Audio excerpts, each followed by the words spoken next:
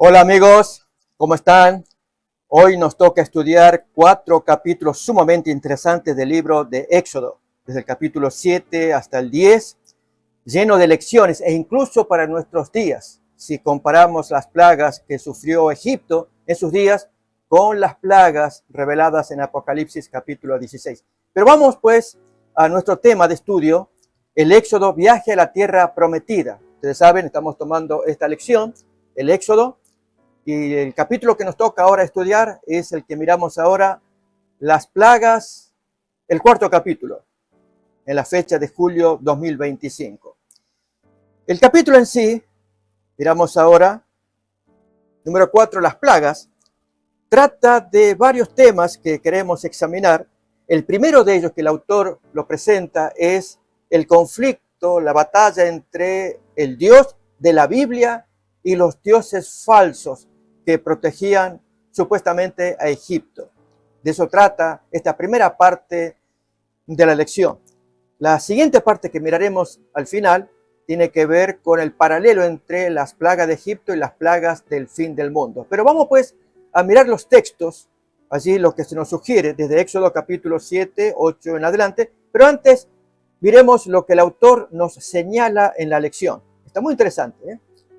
Las batallas venideras, nos dice, iban a ser entre el Dios vivo y los dioses egipcios falsos, diríamos nosotros. Y entonces se nos traen dos textos allí interesantes de comparar. Y ejecutaré mi sentencia contra todos los dioses de Egipto. Yo soy el Señor. Éxodo 12:12. Y el siguiente. El Señor también dictó sentencia contra los dioses egipcios. ¿Por qué motivo? Éxodo en este caso, revela el conflicto entre Dios y los falsos dioses. Bien, miremos el texto de Jeremías capítulo 10, versículos 11 y 12, para ver claramente por qué Dios no tolera la presencia de los falsos dioses delante de sí. De hecho, allí, desde el primer mandamiento, Dios dice, no tendrás dioses ajenos en mi presencia. Dios los aborrece. Pero la pregunta es, ¿por qué? Vamos pues a mirar entonces qué es lo que nos revela Jeremías capítulo 10, 11 y 12. Leemos así. Les diréis así, los dioses que no hicieron los cielos ni la tierra, que desaparezcan de la tierra y de debajo de los cielos. Y versículo siguiente da el contraste. El que hizo la tierra con su poder, el que puso en orden el mundo con su saber y extendió los cielos con su sabiduría. Bien, Él reciba la plena gloria, pero no los dioses que no hicieron los cielos y la tierra. Y cuando un ser humano se inclina ante tales dioses falsos, ofende al Creador, porque Dios no solamente reclama la total adoración, sino el reconocimiento de que Él es el único creador y no los falsos. Para ello, el autor nos trae la presentación de varios dioses interesantes. Vamos a enumerar algunos de ellos que aquí se nos presentan, como la diosa Wayet, que era una diosa cobra, una diosa serpiente, como también el dios serpiente Nehemkao. Ahí la lección nos lo trae. Quiero compartirles de la inteligencia artificial. Miren, acá hay algo que puede ser de interés para nosotros, lo que vamos a leer a continuación. Aquí se los pongo, ustedes pueden acompañarme también, leyendo juntos, donde dice acerca de esta diosa Wayet. Leemos así, podemos leerlo juntos. En la mitología egipcia, el Wayet era la diosa cobra, protectora del Bajo Egipto y del faraón. Se la representaba como una cobra, a menudo con la corona roja del Bajo Egipto. Wayet simbolizaba la fuerza del crecimiento, la fertilidad de la tierra y de las aguas, y también era considerada el señor o la señora del cielo. Wayet era la diosa patrona y protectora del Bajo Egipto, la región del delta del Nilo. ¿Vieron cuando el Nilo va a desembocar? Se le llama el Bajo Egipto, es la parte de arriba final, ese es el delta. Bien, allí gobernaba esta falsa diosa, Wayet. Además de su papel como protectora del Bajo Egipto, Wayet también protegía al faraón, apareciendo en su corona y en otros símbolos de poder. Amigos, esto es fácil de consultar, usted lo puede hacer allí con su celular, su computadora, y los nombres que el autor nos propone en la lección. Realmente todos son verificables. Muy interesante, por cierto. Bien, Dios iba a pelear contra cada uno de ellos. Miremos lo que nos trae la lección. Dice, la diosa Watjet era personificada como una cobra y representaba el poder soberano sobre el Bajo Egipto. La figura de esta serpiente aparecía en la corona del faraón, signo de su poder, presunta divinidad, realeza y autoridad, ya que la diosa así representada escupía veneno a sus enemigos. Los egipcios también creían que la serpiente sagrada guiaría al faraón a su existencia futura tras la muerte. Notamos, coincide con lo que hemos leído de la inteligencia artificial. Esto es a modo de consulta. ¿Quiénes son estos personajes? Otro tanto ocurre con el dios serpiente Nehebkau. Ahí lo tenemos en la lección también. Y de él, por supuesto, vamos a leer algo que pueda ser de interés para nosotros, como lo que leemos a continuación. En la mitología egipcia, Nehebkau era un dios serpiente primordial, considerado un protector de la realeza y un guardián del inframundo, allí del submundo de los muertos. Se le asociaba con la fuerza, la protección y la capacidad de unir diferentes aspectos del ser. Originalmente visto como una serpiente malévola que devoraba almas, Nehebkau evolucionó para ser un dios benévolo. Noten en la mitología egipcia, ¿no? Ese cambio de comportamiento, asociado con la sanación y la protección contra el veneno.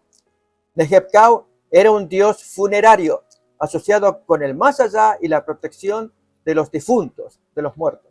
A menudo se le representaba como una serpiente, a veces con dos cabezas, o como un hombre con cabeza de serpiente. Nehebkau también era considerado un protector de los faraones, asegurando su bienestar y su viaje al más allá. Este es el caso de este dios, del cual vemos a continuación en Éxodo capítulo 7, 8, que nos trae la lección. Cómo Aarón y Moisés particularmente se presentan a Faraón y la vara de Moisés en la mano que se convierte en serpiente. ¿Y qué pasa a continuación? Leemos pues. Habló Jehová a Moisés y a Aarón diciendo, si Faraón os respondiere diciendo, mostrad milagro, dirás a Aarón, toma tu vara y échala delante de Faraón para que se haga culebra.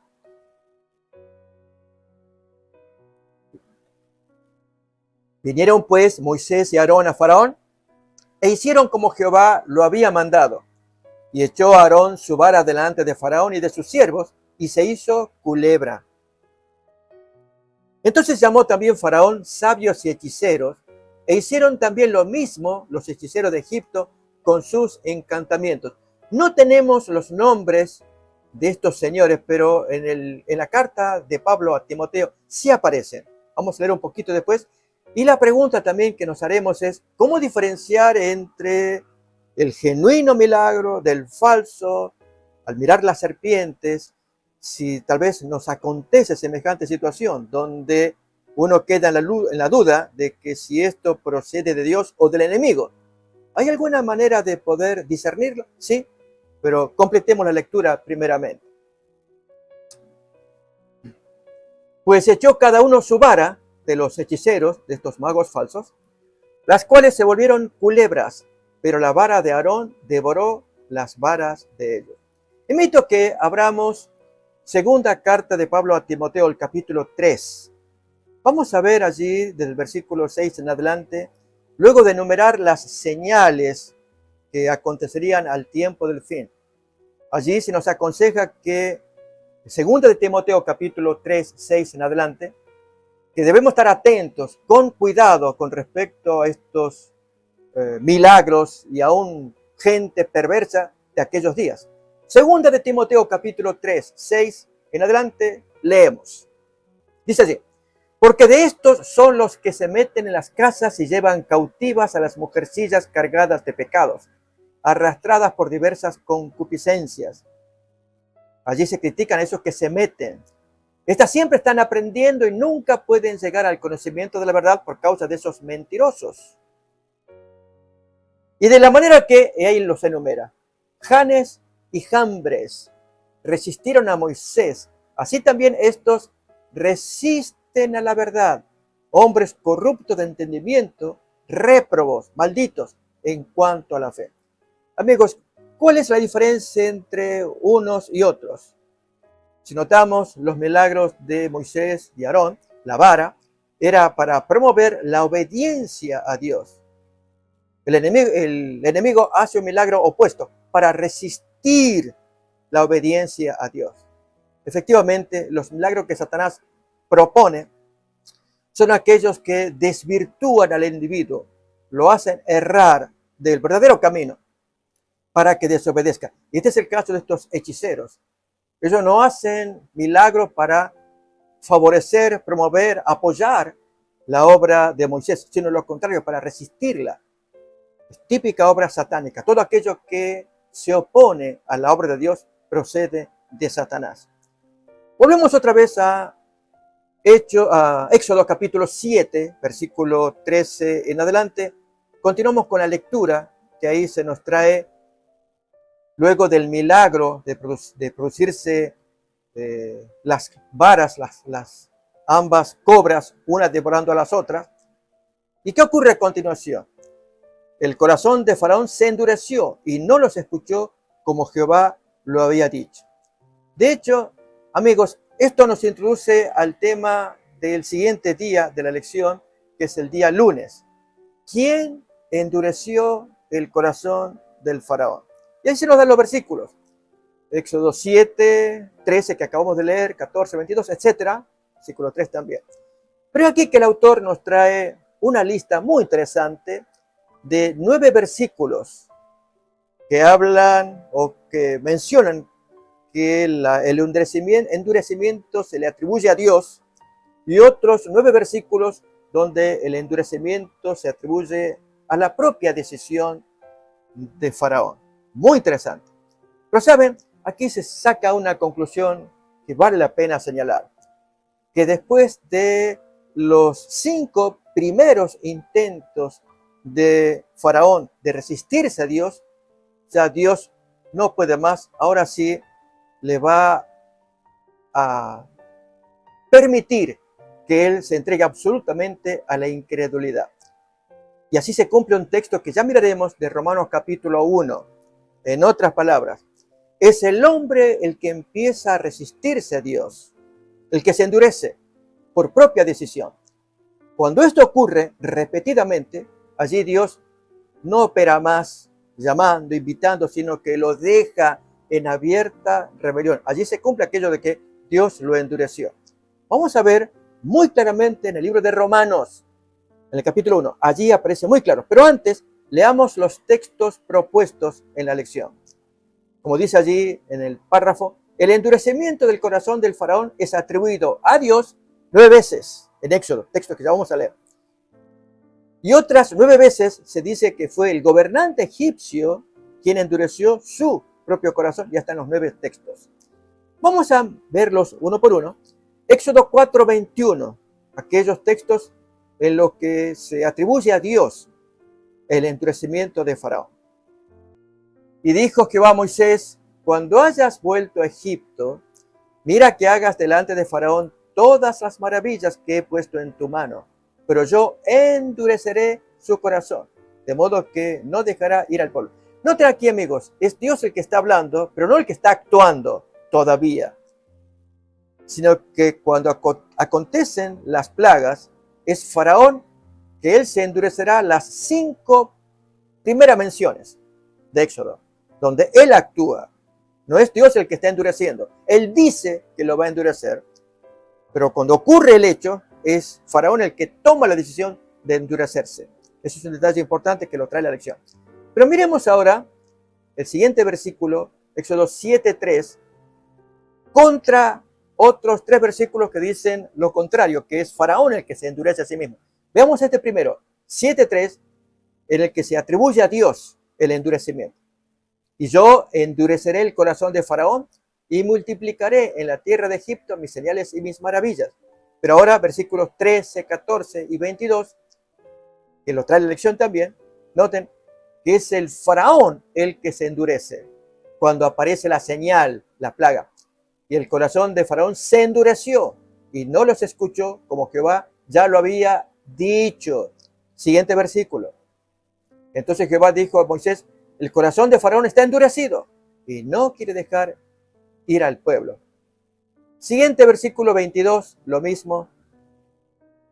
Y los hechiceros de Egipto hicieron lo mismo con sus encantamientos, y el corazón de faraón se endureció y no los escuchó como Jehová ya Dios lo había predicho. Y como lo predices, yo lo voy a endurecer, pero es el hombre el que se endurece.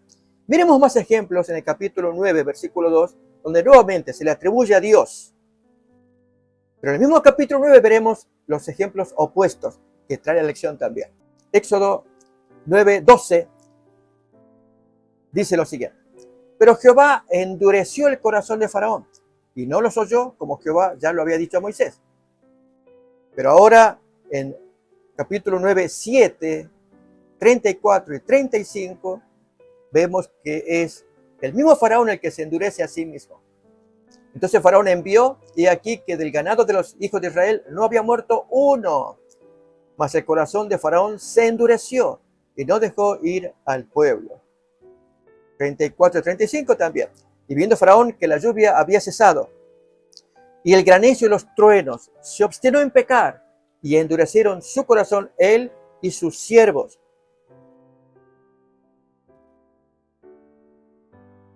Y el corazón de Faraón se endureció y no dejó ir a los hijos de Israel, como Jehová lo había dicho por medio de Moisés. Miremos ahora capítulo 10, versículo 1, 20, 27, en que se atribuye a Dios el endurecimiento del faraón. Capítulo 10 de Éxodo, versículos 1, 20 y 27. Muy bonito que la lección nos traiga aquí el listado de los textos. Así uno puede ver más claramente. Pero vamos a ver la relación entre el endurecimiento en que Dios dice que endurece y el propio de Faraón. Jehová dijo a Moisés, entra a la presencia de Faraón porque yo he endurecido su corazón y el corazón de sus siervos para mostrar entre ellos estas mis señales. O versículo 20. Pero Jehová endureció el corazón de Faraón y éste no dejó ir a los hijos de Israel. Y también, versículo 27, leemos, pero Jehová endureció el corazón de Faraón y no quiso dejarlos ir. Ahora en el capítulo 8, versículo 15, 19, 32, vemos al Faraón actuando en medio de las plagas, con rebelión en su corazón y endureciéndose abiertamente. Él es el culpable de ese endurecimiento. Capítulo 8, versículos 15, 19 y 32. Leemos así. Pero viendo Faraón que le habían dado reposo, endureció su corazón y no los escuchó, como Jehová lo había dicho. O 19.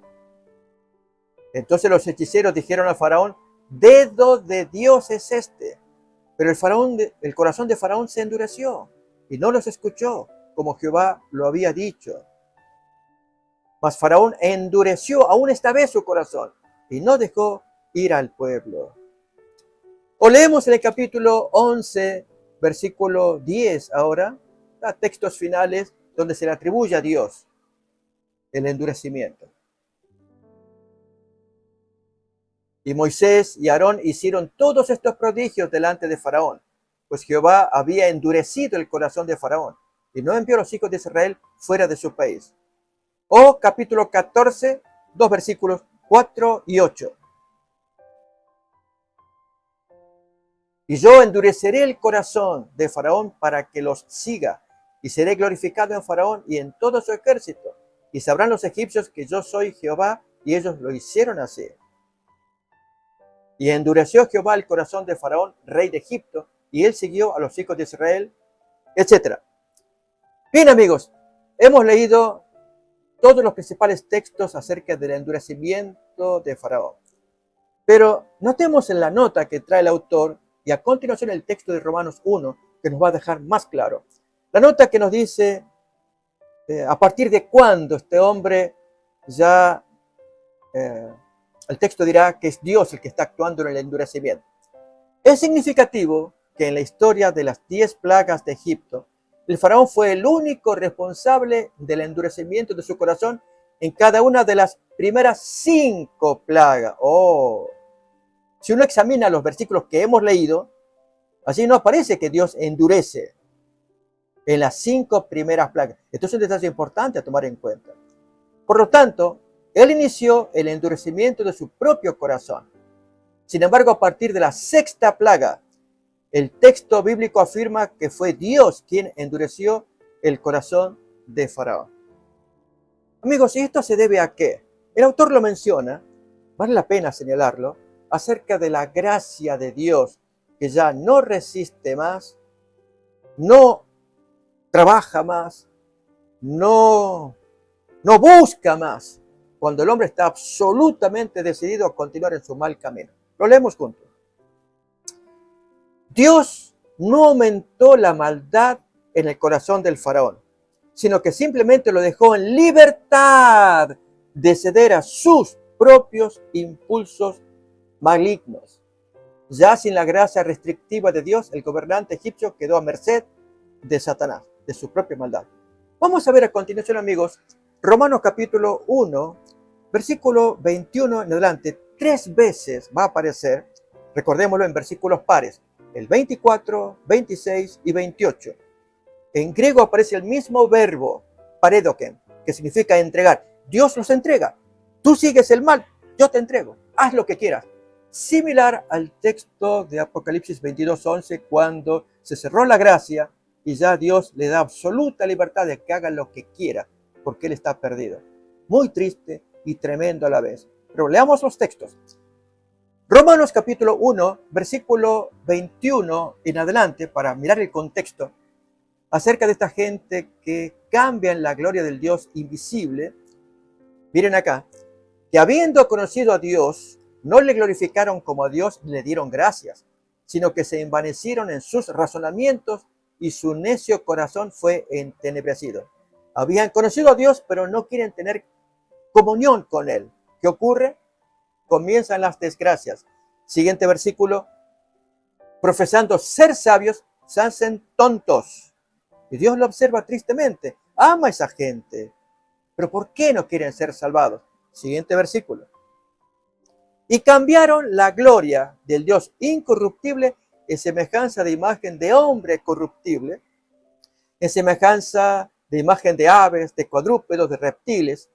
Noten la tontería de cambiar la gloria del Dios creador por cosas creadas, en este caso animales, que será la parte principal del castigo que Egipto sufrirá con las plagas.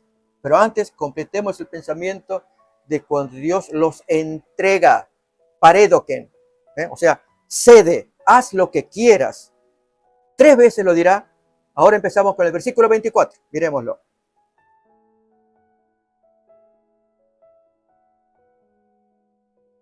Por lo cual también Dios los entregó. Ahora, la pregunta es, ¿será que Dios entrega? No, amigos. Profesando ser necios, profesando ser sabios, se hicieron necios, adoran la criatura. Entonces Dios, ¿qué puede hacer con gente tonta? Sino entregarlos a la inmundicia, en la concupiscencia de sus corazones, de modo que deshonraron entre sí sus propios cuerpos, ya que cambiaron la verdad de Dios por la mentira, honrando y dando culto a las criaturas, antes que al Creador, el cual es bendito por los siglos de los siglos. Amén. ¿Y qué viene a continuación? Siguiente versículo par. Dios los entrega otra vez a pasiones vergonzosas, pues aún sus mujeres cambiaron el uso natural por el que es contra naturaleza.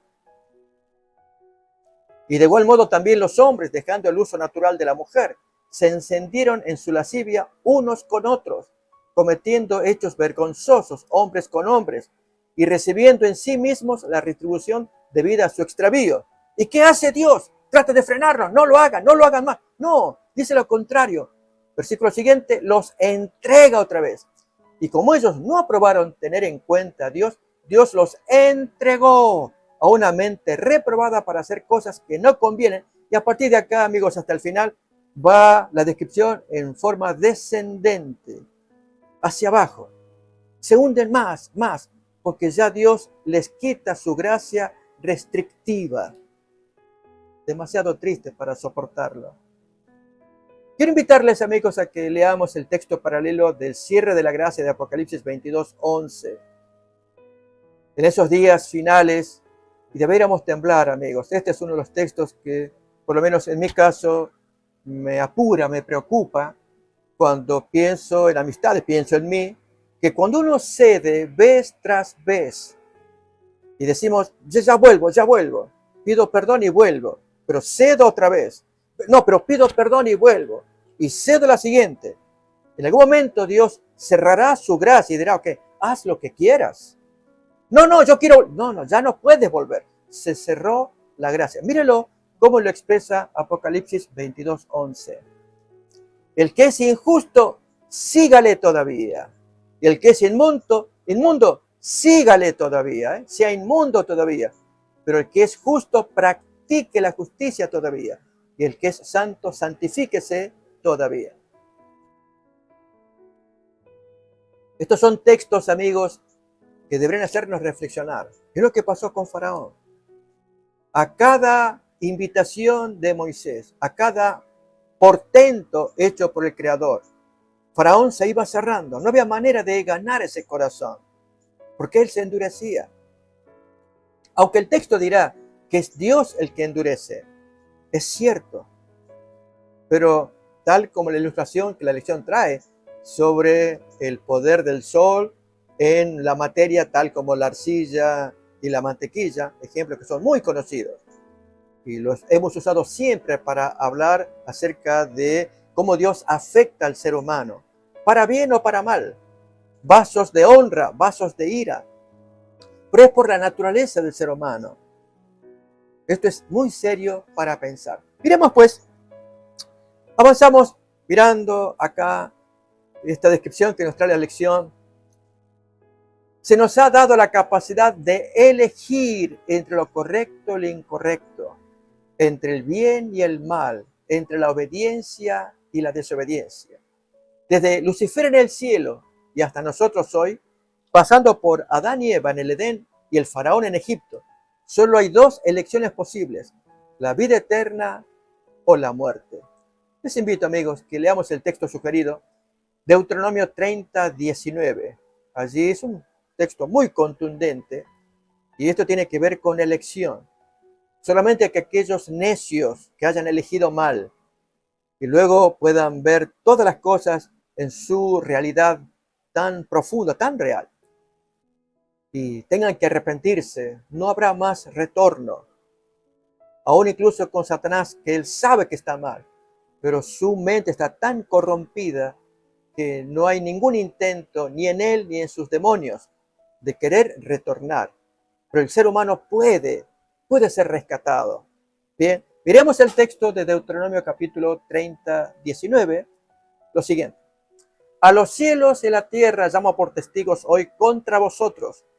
Yo os he puesto delante la vida y la muerte, la bendición y la maldición. Escoge pues la vida para que vivas tú y tu descendencia.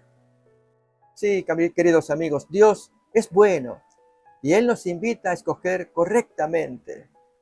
Quizás deberíamos orar para que Dios pueda ablandar nuestro endurecido corazón y así sentir todavía la influencia del Espíritu Santo para no cometer el pecado imperdonable, producido el cual ya Dios ve que el individuo se ha hecho inalcanzable para la influencia del Espíritu Santo. El hombre se ha transformado en alguien que no puede ser alcanzado, porque él mismo se ha transformado en una naturaleza absolutamente inalcanzable. Vamos a verlo en momentitos más al comparar las plagas de Egipto con las plagas venideras, las del fin del mundo reveladas en Apocalipsis. Allí esa lección es muy interesante. En minutos más lo miramos. Bien, amigos, el capítulo 7 de Éxodo, desde el versículo 14 en adelante, nos describirá las primeras plagas. De hecho, la lección trata de las 9 primeras plagas hasta el capítulo 10. El capítulo 11 será la última, la del primogénito muerto, y será la última, la fatal, que afecta hasta el mismo faraón, y a partir de allí ya pues no hay más retorno para el faraón. Él perdió, lo reconoce, no soporta más tanto dolor, pero esa es lección para la semana que viene. En cuanto a las primeras plagas, amigos, aquí hay algo interesante. ¿Saben? Quisiera leer lo que trae la lección, pusimos en amarillo. El Señor quería revelarse al faraón y a los egipcios. Por lo tanto, decidió comunicarse con ellos de una manera que pudieran entender. Y es como cuando el necio necesita que se le dé la vara por la espalda porque no entiende de otra manera. De hecho, hay un salmo en que David dice: no seas como el mulo, que no entienden sino con cabestro y freno. ¿Recuerdan? Bien, así también podemos ser nosotros, que no entendemos sino con vara. Y Dios no quiere. Dios está hablando con hijos a quienes hizo a su imagen, que pueden usar su inteligencia, sus sentimientos, abrir su corazón para que la influencia del Espíritu Santo pueda afectarlos y que acepten la revelación de su pecaminosidad y la capacidad de Dios de perdonarles abiertamente. La lección comienza a hablarnos de los castigos que sufrirán los dioses bajo cuya tutela los egipcios dependen. Cada plaga ataca a un dios en particular. Recuerden que hemos leído en Romanos 1 que dan culto a la criatura antes que al creador, que honran a los animales, a los cuadrúpedos terrestres, etc. Lo hemos leído, en lugar de darle la honra y la adoración al que es creador de todas las cosas. En el caso de los egipcios, sus dioses eran fabricaciones de su mente a las cosas de la criatura.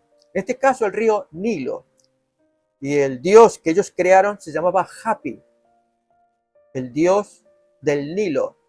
El Nilo, pues, el gran río famoso de Egipto que producía vida y aún fertilidad. Y así, un dios tras otro irá cayendo. Leámoslo juntos, está muy interesante. La primera plaga iba dirigida contra Hapi, el dios del Nilo. En Éxodo capítulo 7, 17 en adelante, allí se nos narra la historia de la herida que sufre este río. La vida en Egipto dependía totalmente del agua de ese río. Donde había agua, había vida. El agua era la fuente de la vida, así que inventaron un dios, Hapi, y lo adoraron como proveedor de vida. Amigos, para que vayamos imaginando el desenlace que este servidor quiere traerles a ustedes al comparar las plagas de Egipto con las plagas últimas de Apocalipsis, ¿no habrá algo similar en que nuestra actual generación está inventando sus dioses, bajo cuya tutela confía, creyendo que estos dioses le proveerán lo que él necesita para sobrevivir, para subsistir con alegría, con felicidad, con recursos, con 17 recursos sostenibles, como propone la Agenda 2030, que en minutos más vamos a mirar. Vemos cómo los egipcios adoraban toda la creación, el río, montañas, el sol, los astros, los animales, creyendo que dando el culto, estos seres creados, criaturas, le proveerían la protección, la fertilidad, la alegría, la vida que ellos estaban buscando. Bien, Hapi es uno. ¿Cuál es el revés que él sufre?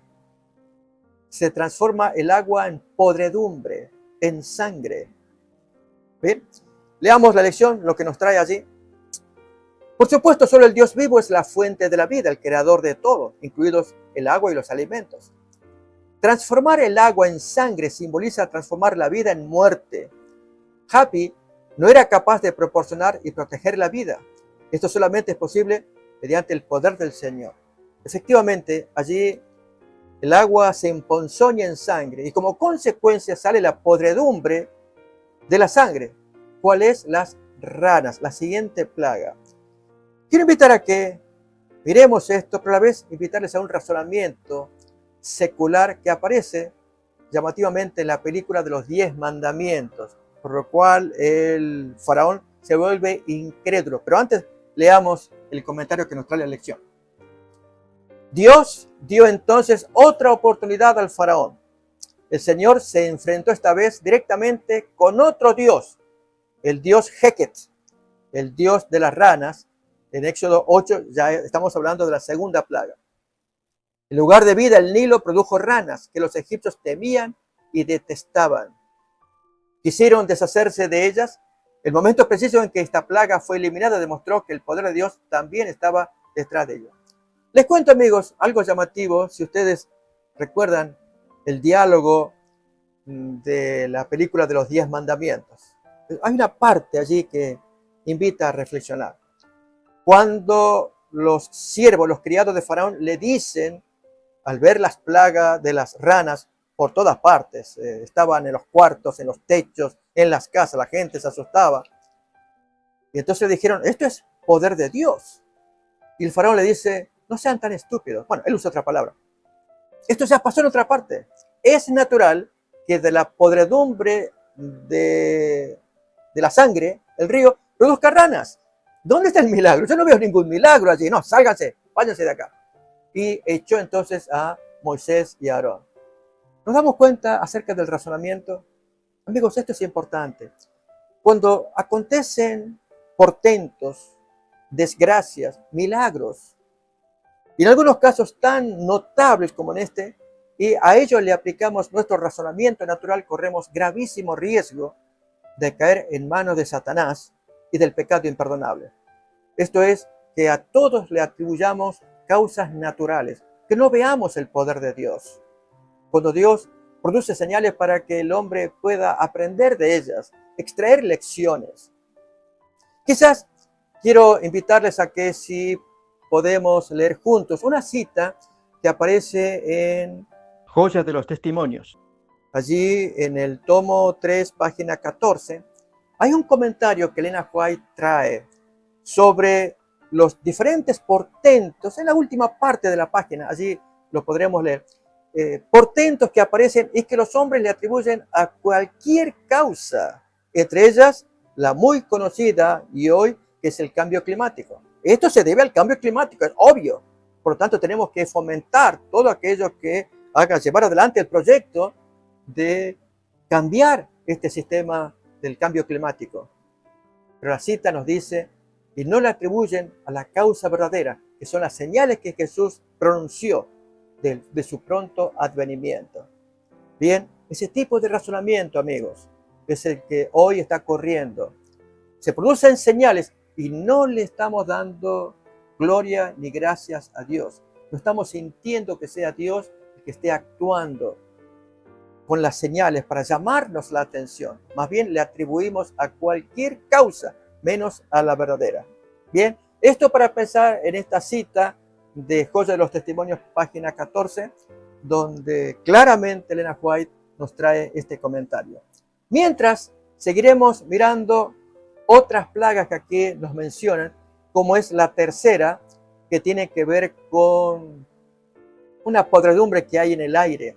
Como dice el autor, no queda claro si eran mosquitos, garrapatas, piojos, pero estaba dirigida contra Geb, el dios egipcio de la tierra. Del polvo, allí sale algún maleficio, pulgas, piojos, lo que fuera, pero que pica a toda la gente y no hay forma de quitárselo de encima. Era un ataque frontal de parte de Dios contra el llamado Dios de la tierra. ¿Cómo Dios, el Creador, no tendrá mucho más que poder contra la criatura que Él creó, que es la tierra? Pero el hombre necio no advierte, no abre su corazón a la influencia del Creador. Ese es el caso del faraón. Tanto que los magos de Egipto, Janes y Jambres quizás entre ellos, tengan que decir, esto es dedo de Dios, nosotros no lo podemos hacer. Dios quiere que el hombre reconozca su absoluta dependencia del Creador. Dependemos de Él. Pero amigos, a veces corremos riesgo de ser llevados por nuestra propia necedad a la rebelión y a la incredulidad. Miramos más plagas, como es el caso de la plaga de las moscas, el ganado y úlceras, que nos describirá en Éxodo 8, 20 en adelante. Otras 3 nuevas plagas y otros 3 mentados dioses a quienes Dios tendrá que castigar. Es el caso de Wadjet, la diosa egipcia de las moscas y los pantanos, nos trae el autor. También el dios Jepri, la deidad del sol naciente, la creación y el renacimiento, representado con la cabeza de una mosca. Y tenemos todavía más. Vamos a leer acerca de dioses, que está interesante para saber que es una pelea contra los dioses y a la vez aplicarlo en nuestros días. El dios Hathor, la diosa egipcia del amor y la protección, representada con cabeza de vaca. O el dios toro Apis, también popular y apreciado en el antiguo Egipto. Acerca de ambos, quiero compartirles lo que encontré en la inteligencia artificial, al menos solamente a modo de reflexión para que nosotros lo podamos leer. Aquí lo tenemos. En cuanto a Hathor, usted lo puede leer junto conmigo, que dice así: en la mitología egipcia, Hathor era una diosa multifacética, considerada diosa del amor, la belleza, la música, la alegría, la maternidad, el nacimiento y la protección de las mujeres. Era una de las deidades más populares y veneradas, asociada con la fertilidad, la danza y la celebración. También se le atribuían poderes sobre la vida después de la muerte y se la consideraba protectora de las almas en su viaje al más allá. ¿Quién es este o esta? Hathor, una diosa femenina. Otro tanto tenemos, vamos a mirar con Apis. Y así tenemos otros dioses más, pero quiero invitarles a que por lo menos conozcamos los nombres de dioses a los cuales Dios va a atacar. La derrota total de Isis, la diosa de la medicina, la magia y la sabiduría. También la derrota de Sekhmet, diosa de la guerra y las epidemias. E Imhotep, dios de la medicina y la curación. Amigos, ¿qué significa todo esto? Y ahora sí, quisiera invitarles a que hagamos una reflexión para nuestros días. Pero antes, completemos el pensamiento. Quiero sugerirles, si ustedes tienen tiempo, pueden ir al apéndice del libro Patriarcas y Profetas, la nota 5. Allí, en el apéndice, se nos traen el significado de cada una de las plagas a la luz de un autor, Gleig, Filosofía de la Salvación, lo menciona allí, y cómo cada plaga atacaba deidad tras deidad. Muy bonito allí la forma en cómo lo expresa.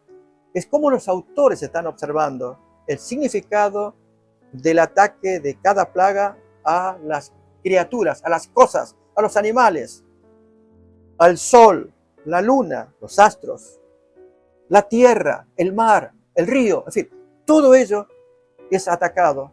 No porque Dios quiera atacar, sino la deidad involucrada en ello. Y con ello la mente del adorador, que profesando ser sabio se hace tonto. Y en lugar de volcarse al Creador, se vuelca a la criatura. Y Dios quiere llamar, atraer su atención, como he dicho hace rato, como al necio que golpeándole con la vara en la espalda, a ver si puede entender. Así pues, vemos, como trae la lección, trae una pregunta para el final del miércoles. ¿No deberíamos nosotros velar por nuestra condición interior? ¿Cuáles son los dioses que nos caracterizan o que caracterizan los días finales? Tenemos luego más diosas o dioses presentados en la lección.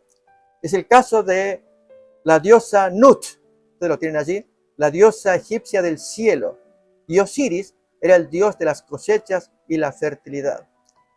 Durante esta plaga, quienes resguardaban sus bienes en un lugar seguro estarían protegidos, pues Dios invitaba a hacer ello.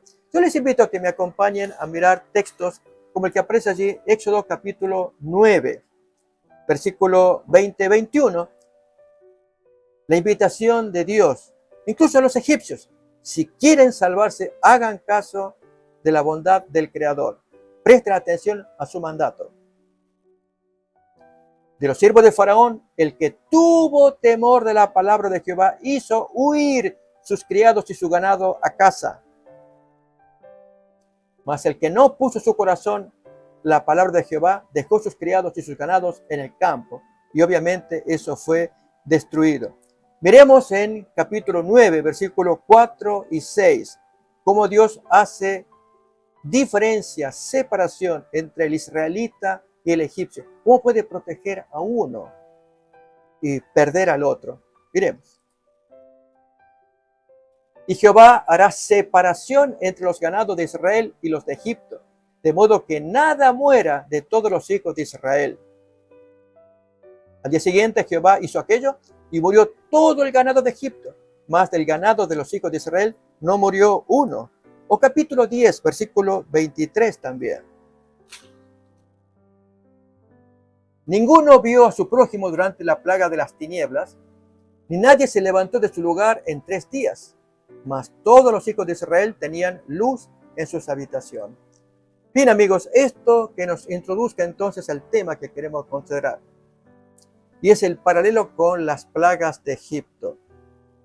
¿No estamos viendo algo similar? A ver, déjenme decir lo siguiente. En los días finales se nos habla de que habrá esclavos, almas de hombres. Apocalipsis capítulo 18, versículo 13, 12-13, se nos enumera cómo aquellos magnates, los grandes de la tierra, aquellos potentados, comerciaban con toda clase de mercadería, pero había una mercadería en especial que era la más valiosa de todas, las almas humanas. Miremos pues esta descripción. Hablamos de los esclavos de los días finales. Y los mercaderes de la tierra lloran y hacen lamentación sobre ella, sobre Babilonia que está siendo castigada, porque ninguno compra más sus mercaderías. Mercadería de oro, plata, piedras preciosas, perlas, lino fino, púrpura, seda, escarlata, madera olorosa, todo objeto de marfil, todo objeto de madera preciosa, cobre, hierro, mármol, canela, especies aromáticas, incienso, mirra, olíbano, vino, aceite. Noten el estilo de vida de los últimos días de aquella gente que confiaba en Babilonia. Flor de harina, trigo, bestias, ovejas, caballos, carros y esclavos, almas de hombres. Sí, amigos, esta es la parte más importante en el comercio de los últimos días, tener esclavizada a la humanidad. Y el Señor quiere salvar a esos esclavos. De hecho, en Apocalipsis capítulo 18, versículo 4, 5, a la llegada del poder de Dios, así como Moisés había llegado con su vara y la orden de Dios de que dejen ir libres a los presos, a los cautivos. Y Faraón no quiso. Así Dios enviará su gracia y su poder para que dejen sueltos a los esclavos de Babilonia. Mírelo, Apocalipsis 18, 4 a 5. Y oí otra voz del cielo que decía: salid de ella, pueblo mío, para que no seáis partícipe de sus pecados, ni recibáis parte de sus plagas, porque sus pecados han llegado hasta el cielo, y Dios se ha acordado de sus maldades. Ustedes salgan, ¿para qué? Para que Dios hiciera la misma distinción que hizo en los días de los israelitas y los egipcios. Hemos leído que el ganado de uno y de otros, aquí fue protegido, aquí no. E incluso entre los egipcios que creyeron a Moisés, protegieron sus animales y sus criados. Pero aquellos que no, que era la mayoría.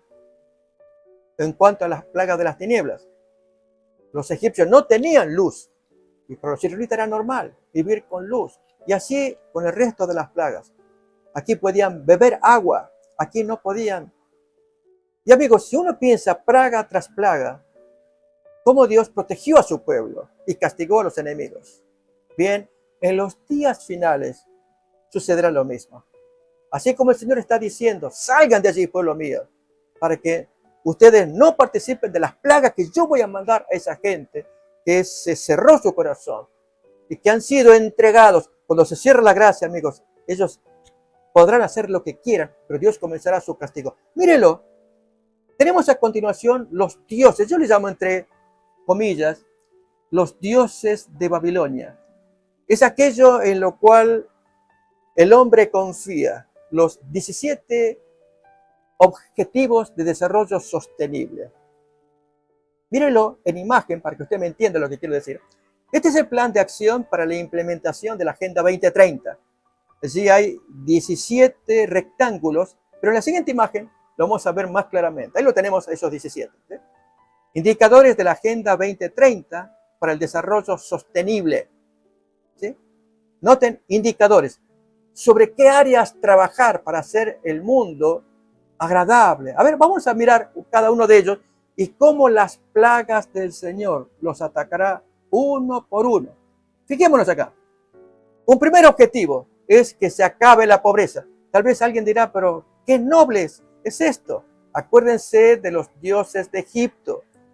Que si el dios Hapi, que el dios Osiris, que la diosa Hathor, Nehebkau, etcétera, el nombre que usted quiera.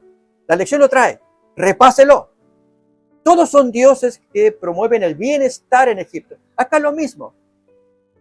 Estos llamados falsos dioses, que alguien dice, pero usted cómo va a estar en contra, por ejemplo, del número 1, el primer objetivo, el fin de la pobreza. Esa gente está buscando el fin de la pobreza. O mire el número 2, hambre cero, terminar con el hambre.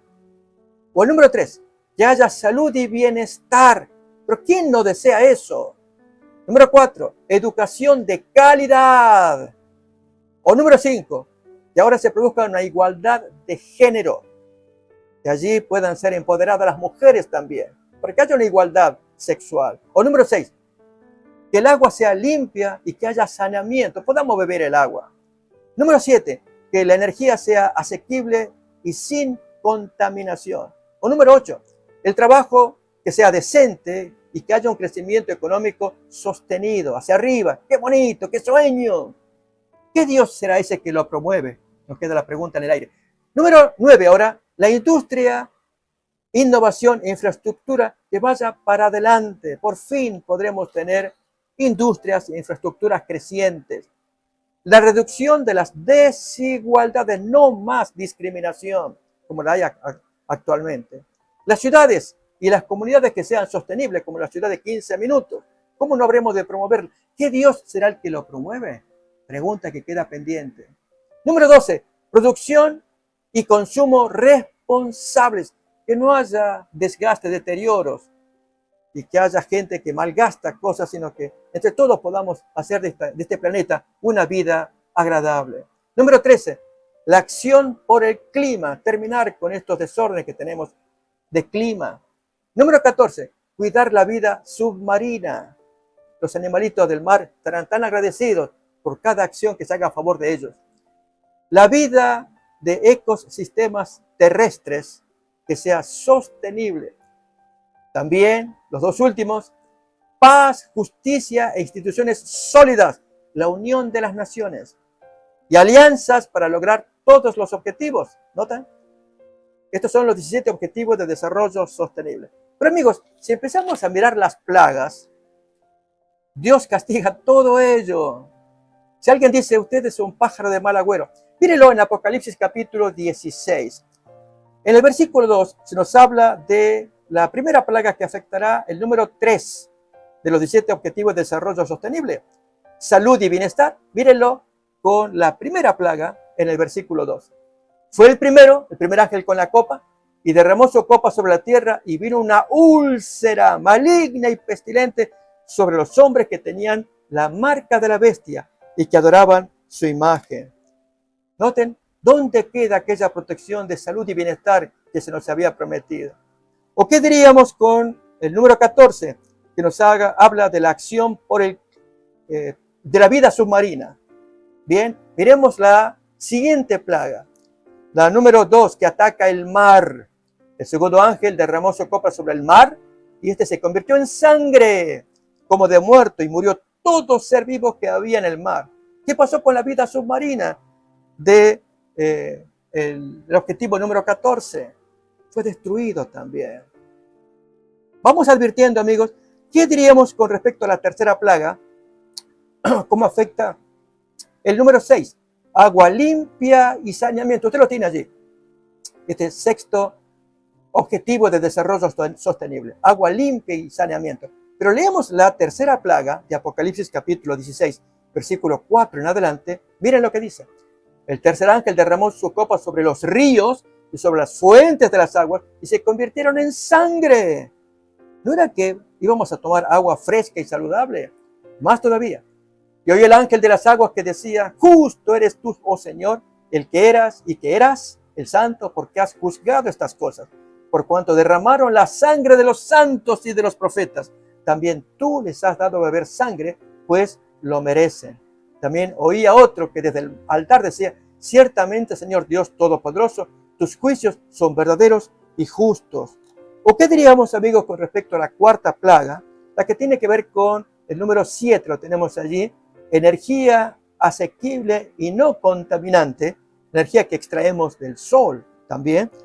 Y todavía el número 13, la acción por el clima. Sin embargo, en la cuarta plaga, versículo 8, vemos a Dios actuando severamente con respecto al sol.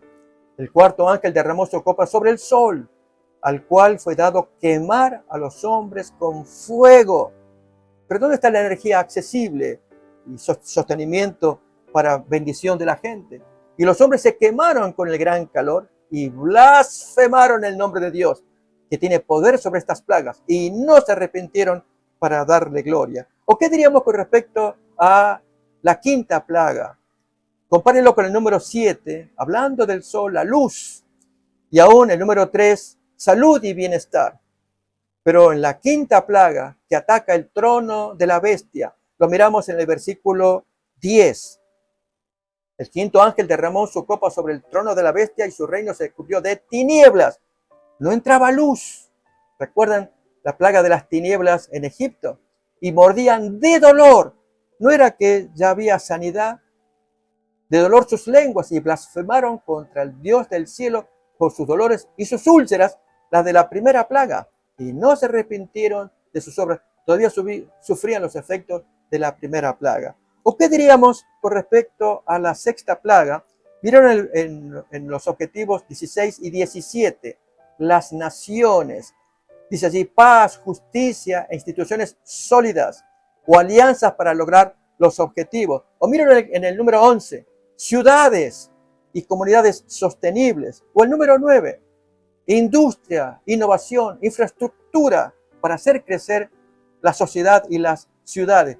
Pero en la plaga número sexta, del versículo 2 en adelante, tenemos lo contrario. El sexto ángel derramó su copa sobre el gran río Éufrates y el agua de este. Recuerdan que, de acuerdo a 17:15 de Apocalipsis, el agua representa ciudades, multitudes, lenguas, pueblos, naciones. Se secó para que estuviese preparado el camino a los reyes del oriente. ¿Y qué diríamos todavía de la última plaga conectada con el número 15 de los 17 objetivos de desarrollo sostenible? Vida de ecosistemas terrestres y la plaga del granizo del versículo 17, la última plaga del Señor. El séptimo ángel derramó su copa por el aire. ¿Dónde quedan los ecosistemas que hemos leído hace un momento del desarrollo sostenible? Y salió una gran voz del templo, del cielo, del trono, diciendo, hecho está. Y hubo relámpagos, voces y truenos y un gran temblor de tierra. Y siguiente versículo. Y la gran ciudad fue dividida en 3 partes, y las ciudades de las naciones cayeron. Y el siguiente todavía más. Y toda isla huyó, y los montes no fueron hallados, y cayó del cielo sobre los hombres un enorme granizo, como el del peso de un talento.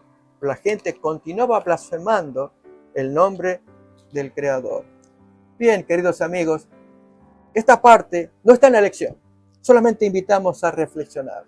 Sáquele lecciones entre las plagas de Egipto y las plagas venideras que anuncia el Apocalipsis. Entre los dioses, que la lección trae abundantes, y los dioses abundantes que la Agenda 2030 trae para nuestro día, para que la gente confíe en esos 17 objetivos y así podamos tener un mundo nuevo, apacible. Pero en ambos casos aparecen las plagas de Dios para decir a Egipto primeramente que Él está por encima de la criatura, de la cosa, de la mentira. Y aquí Él está por encima de los pecadores con sus planes y proyectos en los que Dios está absolutamente ausente, pero a la vez protege a sus hijos que estaban presos, cautivos, esclavos en Babilonia. Y aquí el Señor saca a sus esclavos israelitas de Egipto. ¿No parece fascinante el paralelo? Y especialmente a nuestro Dios que nos ama, que quiere salvar a sus hijos. Mi querido hermano, mi hermana, humillémonos ante Dios. Pidámosle al Señor, Señor, recíbeme, toma mi corazón. Quiero obedecerte. Acepto tu palabra. Y especialmente para los últimos días, guíame para obedecerte plenamente, porque vendrá el momento, amigos, en que cuando se imponga la marca de la bestia, allí se divide la situación. Desde ahora ya está siendo dividida, están siendo marcados, para bien o para mal, pero sellados, marcados con la marca de la bestia y el sello de Dios, lo será cuando decidamos finalmente de qué bando vamos a estar. Elijamos ahora de qué bando estar, amigos. Así como los israelitas dependían del Señor, sufrieron muchísimo durante su cautiverio, pero confiaban en Dios y en Moisés. En estos días confiamos en la palabra para avanzar juntos y que el Señor haga su desenlace contra los pecadores y salve a sus cautivos y se los lleve al cielo. Que Dios nos bendiga y seguiremos estudiando la palabra de Dios. Amén.